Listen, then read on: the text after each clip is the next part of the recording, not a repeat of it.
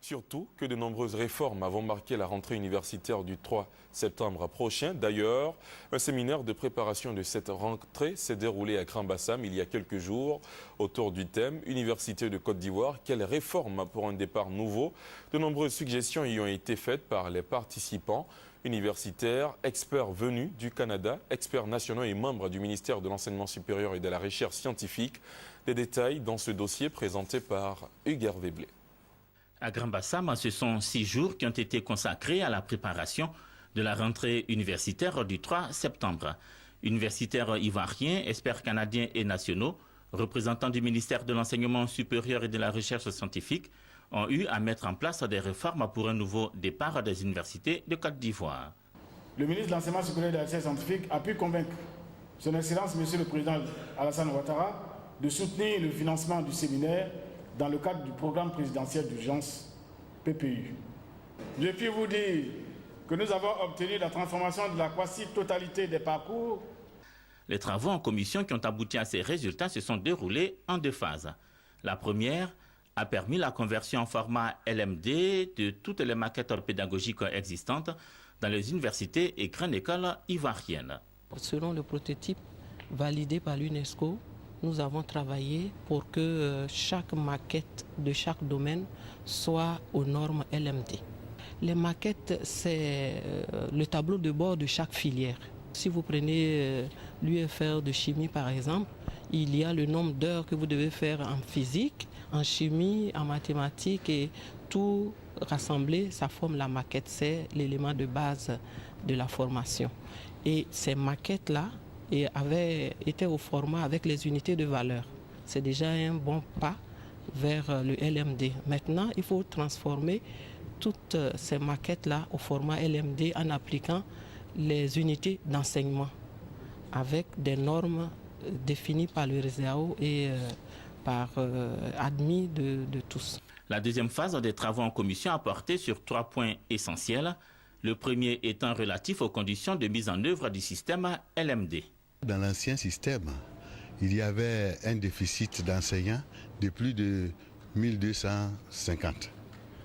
Et je crois que ce déficit va s'accentuer avec le formatage de nos parcours. Il faut donc des recrutements nouveaux, faire appel certainement à la diaspora, faire appel aux professionnels, faire aussi appel aux retraités, chercher à recruter des moniteurs, c'est-à-dire les étudiants qui sont très avancés dans leur thèse pour appuyer les enseignants à réaliser des tâches comme les travaux pratiques et les travaux dirigés.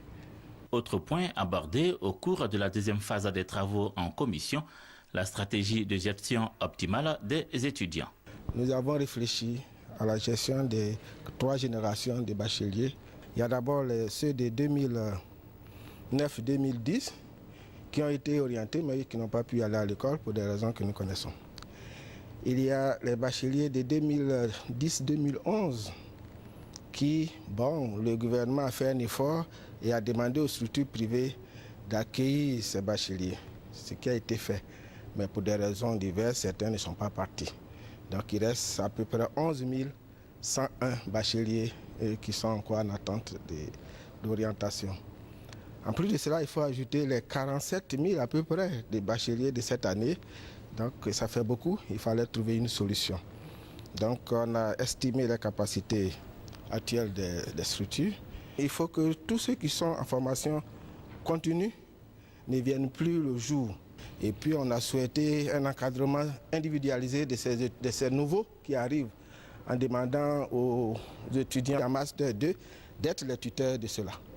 À Grand Bassam ont été définis les nouveaux critères d'orientation dans les universités et grandes écoles publiques de Côte d'Ivoire. Également, les conditions d'accès à la formation continue. Le temps de séjour à l'université était bien réglementé, aussi bien par l'arrêté Vaudier qui datait de 1999 que l'arrêté Cissé-Bakongo qui a été signé en 2011. Ces 2 arrêtés disent que lorsque vous êtes en formation initiale, quel que soit le niveau où vous vous trouvez, dès que vous avez 2 échecs, vous passez en formation continue. nous avons proposé qu'il soit appliqué intégralement les tests en la matière. Après un peu plus d'1 an de fermeture, l'université ivoirienne ouvrira ses portes le 3 septembre prochain, une rentrée que prépare activement le ministère de l'Enseignement supérieur et de la Recherche scientifique, soucieux de tenir cette date, mais surtout d'offrir aux étudiants et enseignants les meilleures conditions d'études et de travail.